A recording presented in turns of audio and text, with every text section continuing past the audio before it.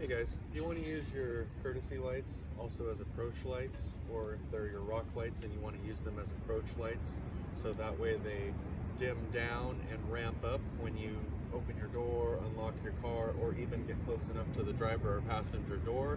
This is something you might want to check out, a little simple wiring diagram. I also additionally have them on a separate switch, so that way if I want to run just the courtesy lights down below without the dome light on or the cargo light on, I can do that as well. And you're going to be able to do this with one relay and one OEM style switch. So as you see, it just ramps down. We're going to go ahead and I'm going to lock the truck right now. And as soon as we take the fob outside of its the truck's safe radius, give it a few seconds, when we go ahead and approach now without unlocking the truck, these lights are going to ramp up. And then once we step away, they'll actually ramp back down too if we get far enough away from it. So I'm going to show you guys how to do this with this relay and standard OEM switch. So like I said, now that it's already done it, we can come in here, turn on the switch.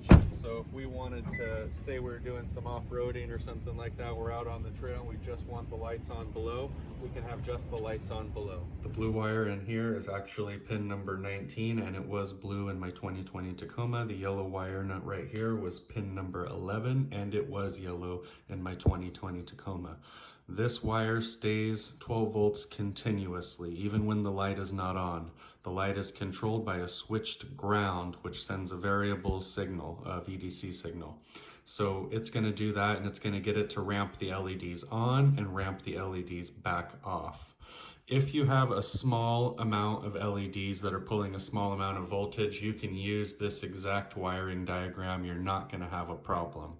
However, if you're going to decide to put like some Amazon big light bar down under there, you do not want to do it like this. What you're going to want to do is you're going to want to send a continuous power to just these two, the switch and the footlights themselves, straight from the battery with an inline fuse, and separate it from the dome light so that way you don't blow the circuit or fry any wiring on there. The wiring is not very big on this, and the circuit's not very big either. So if you're going to do a lot of lights or anything super trick or crazy, separate the power supply right here, send it a continuous power, and then control the ground with this same wiring. Everything else will be the same, except for you won't have the two power supplies linked up right here. You'll pull this one from the battery directly out that way.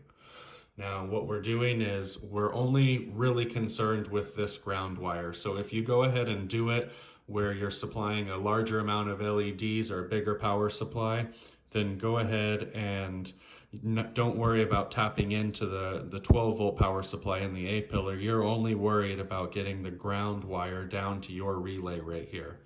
So the ground wire comes down, it's going to go to 87A. Once you get this switched ground from the dome light to 87A, you're going to take 87 and 85 and ground them directly to a ground like the chassis or anything metal that you see ground wires connected onto. After that, you're going to connect your dash switch with the power supply anywhere. You can take one from one of the switches. It's not a big deal. We're only the power coming from this wire is just enough to open and close the relay right here. So get power for this switch, and I'll actually go over that in the end where you can tap into the power supply for the switch, both for the lighting, the backlighting on there, so it comes on and off with the rest of the lights on your switch panel. Going back to this, number 30 is going to be the ground wire that we are going to send to our LEDs that are under the vehicle, the footwell lights. So like I said, if you're gonna pull a line, you're gonna put it from the battery. So this will continuously have power right here, and then there will still be controlled with the ground. By doing this, we're still gonna get the dimming effect coming through here. So when the lights turn on, this is gonna be the normally closed right here. So it'll always send that power to the lights when it needs to be sent.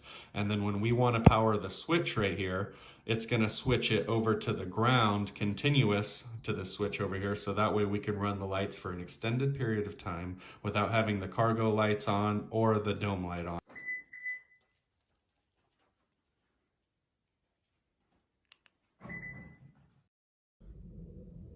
Get a flat plastic tool and go ahead and press on the SRS airbag logo. If you press on it and press a little bit forward, you'll give yourself a little bit of space on this backside right here to get something in without marring anything. That way it just pops off, and there's a little catch on there that holds it in, exposing the 10mm bolt. When you're taking off the 10mm bolt, be careful not to hit your windshield, obviously, if you're using a ratchet like this. So we're going to go ahead and take this off. You also have another plastic washer behind there, just a centering washer for the, it's not plastic, it's metal, but it's for the plastics right here. So that'll probably fall out when you pull the bolt out. Just make sure you get that back in line. Go ahead and pop this out. There's two little inserts in there, and then work it out of the base of the dash. There's two little grooves that it sets into right there. And it'll lean forward and remove, set that safely off to the side so it doesn't get scratched up. Right here, you can see the wire that I pulled through, and I actually have it connected into the yellow wire and the blue wire, which is what we talked about. The blue wire being the positive, which can be found in pin number 19, and you have the yellow wire, which is the switched ground, which is the one we really care about, which is located in pin number 11 in there if you're looking for it. I tied into it with just a different type of connector. I didn't use a T-style connector because I wasn't sure I was going to have the space in here with the airbag and all the other stuff going on. So I have that ran down below. I did tie into both the positive and the negative because I'm using the positive for my switch. I want the lights to turn off after so much time. If the vehicle's not running and I happen to leave the switch on accidentally, maybe I had them on for some off-roading, I spaced out, walked away, maybe I pulled into a lit parking lot and didn't notice it, and I want the lights to turn off so that way they don't drain the battery. If you want your lights to continuously run without the ignition on or, you know, the key around, you're going to want to go ahead and wire that into a continuous power from the battery for the switch. Remove the two 10mm screws below the knee panel.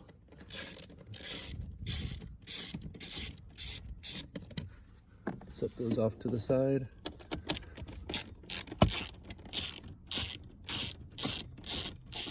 I'm gonna go ahead and finger this thing real good between the knee panel and the steering column and give it a pull from the back side. See some of our pieces are starting to pop out. Go ahead and continue. And I can go all the way down from there. It will be stuck by the lower panel, kick panel down here, the lower quarter panel kick panel. So you'll have to remove that if you want to move it out completely. But if you want to just pull it back and pop your switch in there, you should be good to go. But I highly recommend removing the lower kick panel to do any major wiring. And again, additionally, you're going to have to pull this piece out on the other side of the steering column as well, so that way it gives you a full range of access. I'm using a CH 4x4 rock light switch for my lower, and notice that it's not actively turning on right now. That's because while I'm making this video, I had the door open for long enough for it to time out the dome light. I have mine set to 15 minutes. You can actually adjust this in the vehicle settings in your radio, so you can make it longer or shorter, whatever you want at that point. But this is the switch I'm going to be using, and this is the switch I'm going to be explaining for. So if we go ahead and pull this down, get a nice clear view of it, just so we're clear, the two top wires, the green wire and one of the red and yellow wires, those are going to be the power coming through.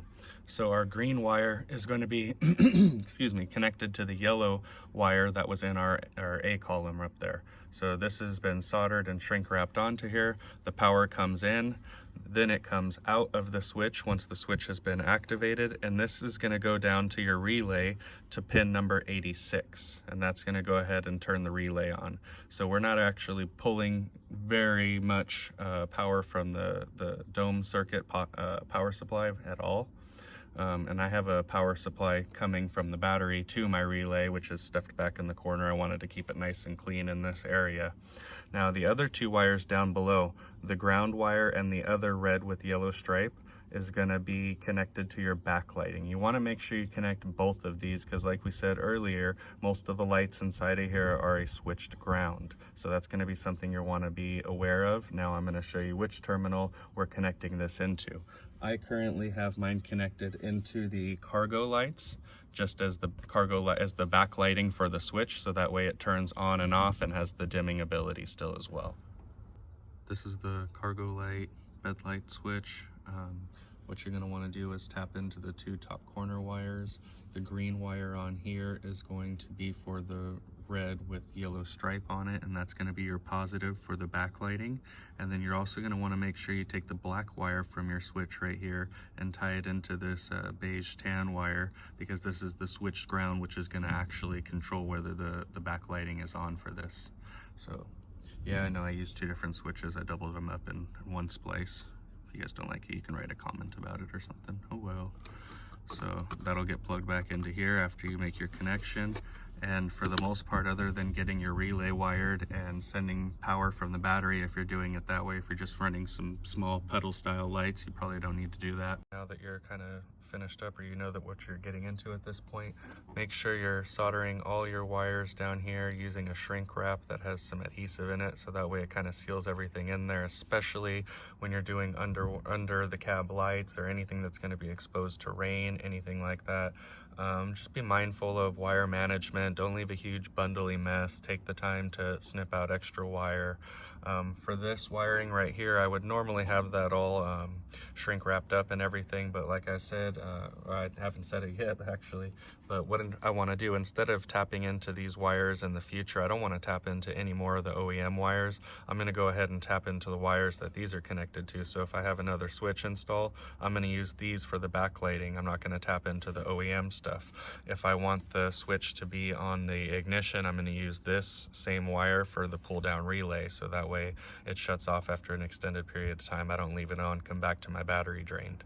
So just a couple tips of keeping just good housekeeping under there into the dash. I know it's hard sometimes because we just want to get things done, but just take the few extra minutes to, you know, run a couple zip ties, throw some shrink wrap on there, solder everything up. You'll be a lot happier if you did than being out on the trail with things that are working intermittently when you're hitting rocks and stuff like that. So all right, thanks. Hope this video helps you guys out, and let me know how it works out for you and see what you guys are using it for.